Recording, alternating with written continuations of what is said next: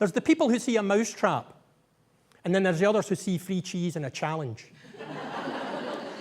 And we've heard lots of people who've seen the free cheese and the challenge today. And I'll tell you what's really interesting. I'm actually not talking now about what I'd prepared, because I've been inspired today by the people who've been up here. Absolutely inspired.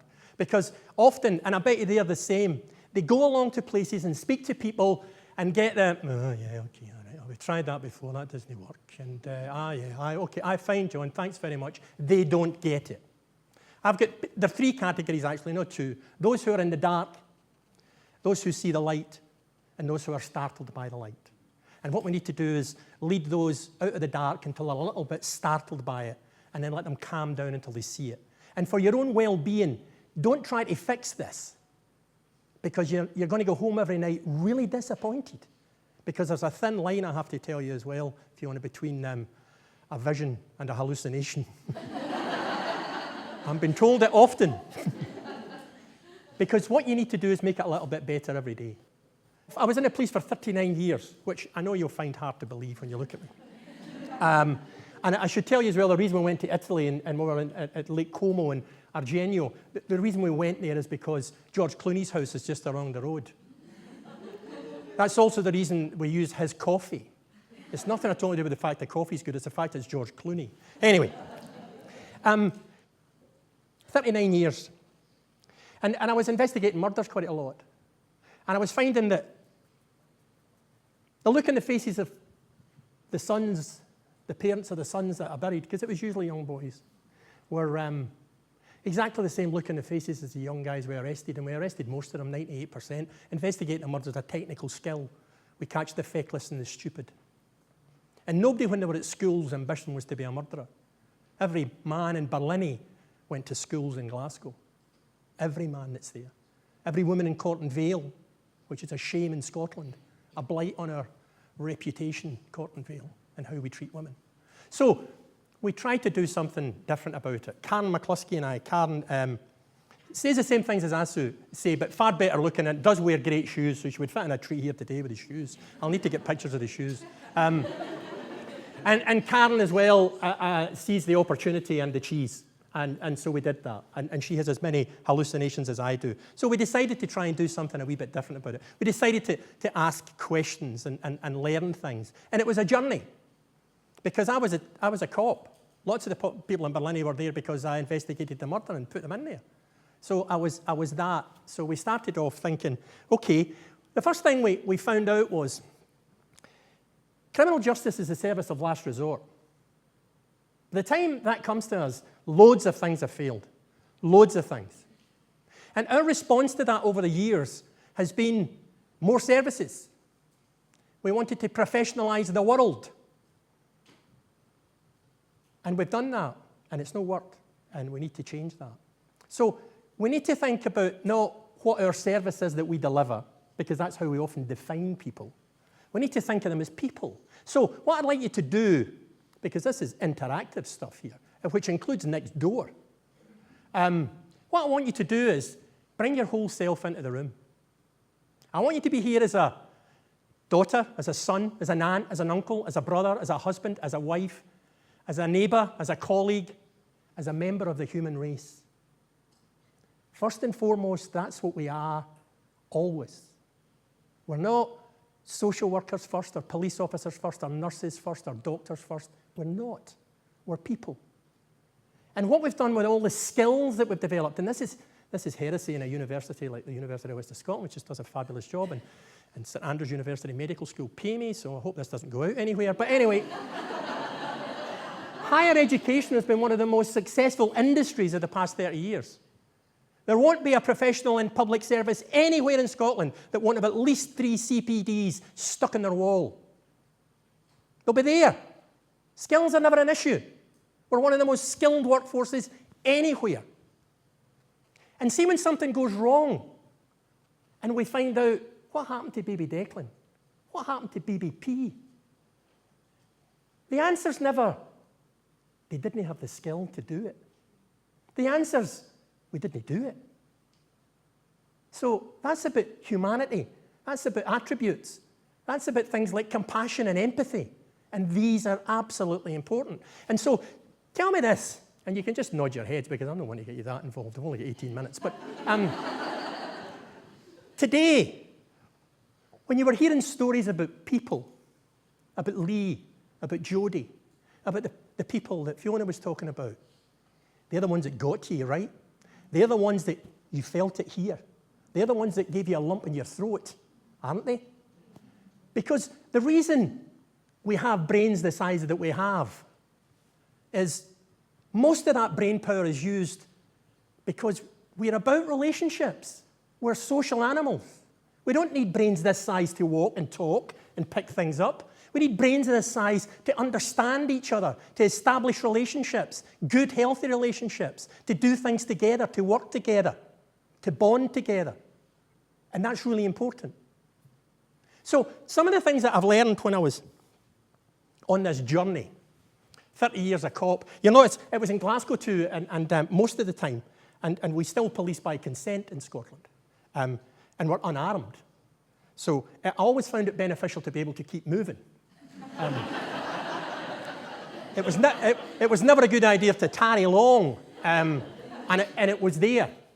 Some of the things that I've learned. I've learned that the most important 4 years of a child's life are up to age 3. Because in those first 3 years, that's where children learn to communicate, to negotiate, to compromise. They learn empathy. They learn to problem solve, to socialize. That's where they learn to do that. Now, the science will fill this room and several other rooms, so we're not debating that point. That's the issue, okay? That's what happens. I know now as well that we don't learn to be violent. Rather, we learn not to be violent. So what happens is violence shifts down that tactical options menu because you can communicate better. You can negotiate, you can compromise, you can empathize. And Hume said that empathy was the glue that holds society together.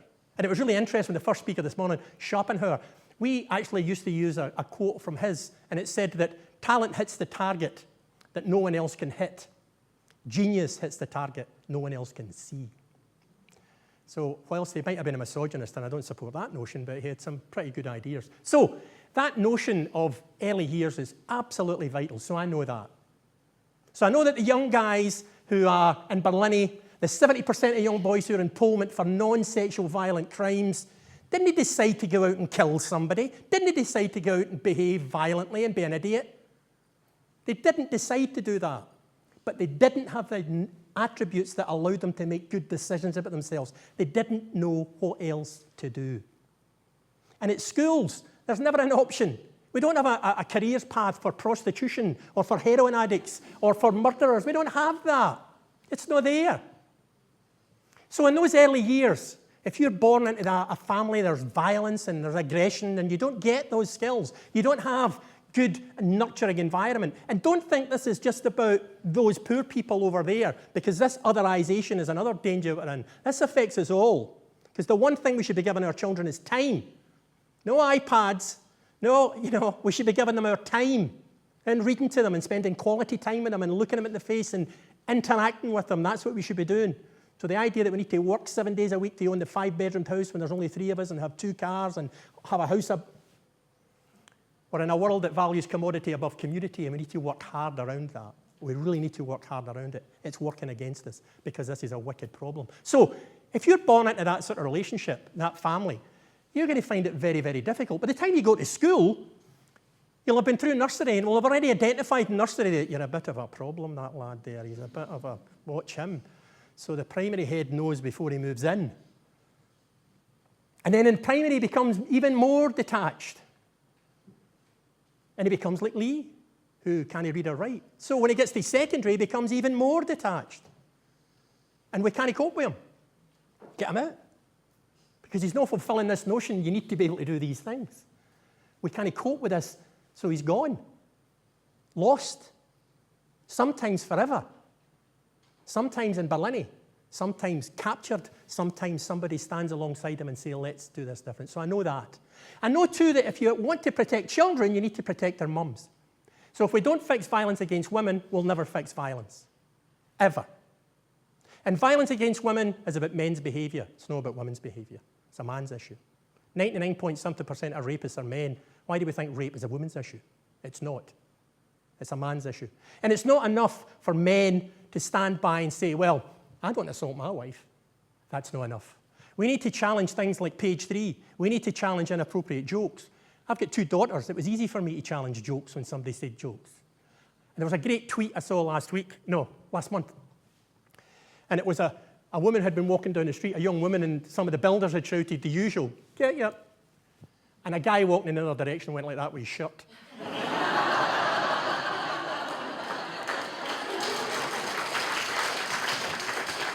Because we need to stand alongside it, guys. And this is unusual, this audience, for me, because I speak to an early years audience. 99% of the audience will be women. And if women can lead, men can nurture.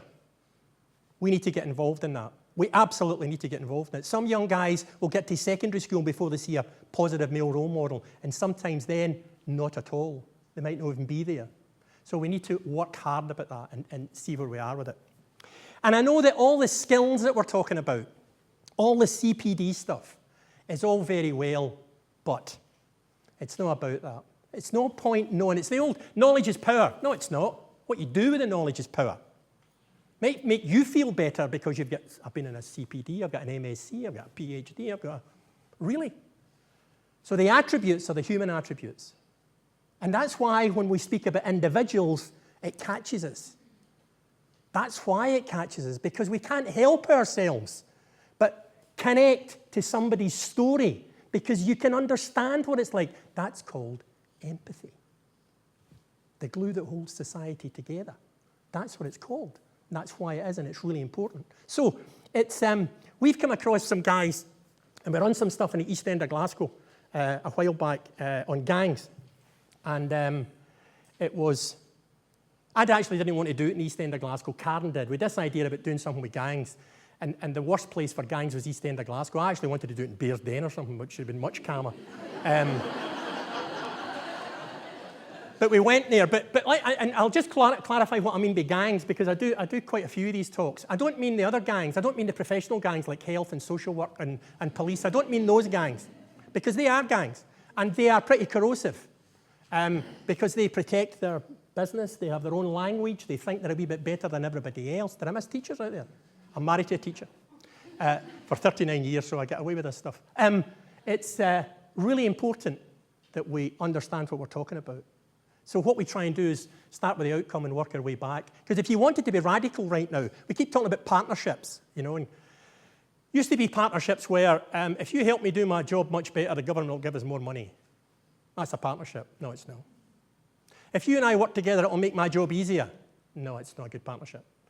Partnership needs to be about outcomes. So what are you trying to achieve and work your way back? And when Fiona said those, that lots of stuff you said was fabulous. One of the things that I thought was really resonated with me is, we always used to ask 2 questions. What is it you want to do and how are you going to do it? Now, what's dead easy for us? Violence is our thing. Well, violence prevention.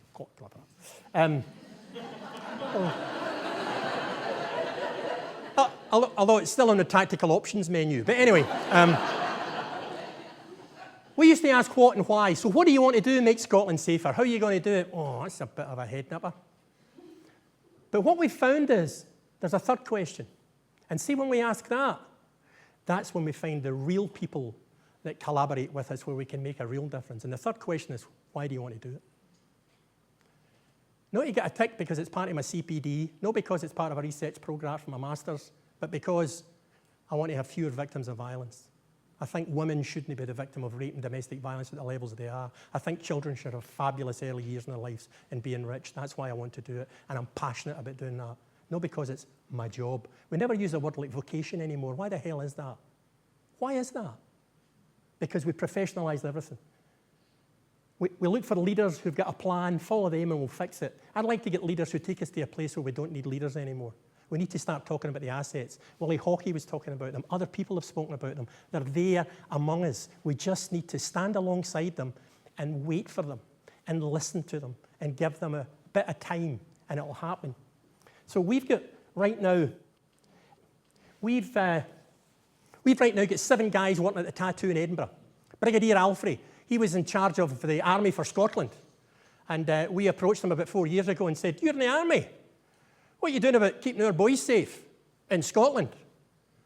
And he said, "I'm not sure what you mean." I said, "Well, what are you doing?" So he was a great ally. And he's now head of the Royal Military Tattoo. He's a director. 7 guys work there. They're the guys that go on and take all the stuff off in between events. They stay at the barracks. They're mentored by the soldiers that are there. And we're not recruiting sergeants, although it's not my decision. Because that's one of the things you think, well, we shouldn't be doing that. Really? It's for these young guys to decide what they want to do. No for me. It's up to them. I just need to lay it out for them. So there's 7 of them there. Tosh is one of the mentors. Tosh is about 40, was an alcoholic, spent 14 years of his 40 in the jail. He's there mentoring. James was in our office yesterday. The minister spoke about him earlier. James has got a previous conviction for culpable homicide. He had a fight with his best pal, and his best pal died. He was at the lowest. Came onto our gangs programme, and now works with a charity mentoring guys. He's met the Home Secretary, Theresa May. He's met that minister there. We had him at Dover House speaking, because he tells his story and it's authentic. And if he was here, it was that effect on you that you had earlier on listening about Lee and Jodie and the stories that Fiona were telling, because it's authentic and real. And this guy, we were approached by a guy called Paul Laverty, who's a screenwriter. And he said, "I'm doing some stuff in gangs. Can I come and speak to you?"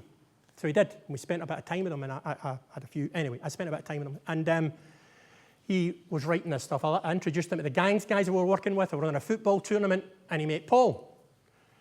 Paul Laverty writes for Ken Loach. The film was The Angel Share. Paul Brannigan's a star. I get emotional. He texts me from Cannes. Cannes Film Festival. I'm at Cannes, John. He got a Scottish BAFTA. His mother was a heroin addict, and his father's an alcoholic. He spent 7 years in the jail for firearms offences. He now goes back into Pullman and mentors people in there.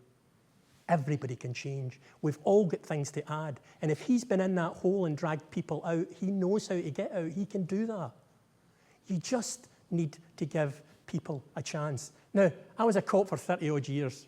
There are some, I know it's too late. There's not much we can do. And we can't lose too much sleep over that. We need to help as many people as we can. We need to scale things. It's like the stars, the starfish. I can save that one, then that's absolutely fine. So when you go away from here, I want you to go away and be human. Think about how you treat the stranger in the street. And you should be treating them the same as the way you would treat your sister or your mother or your son. Give them a chance. Listen to what's there. And honestly, we can make it better, and we can make it much, much better. Thanks very much.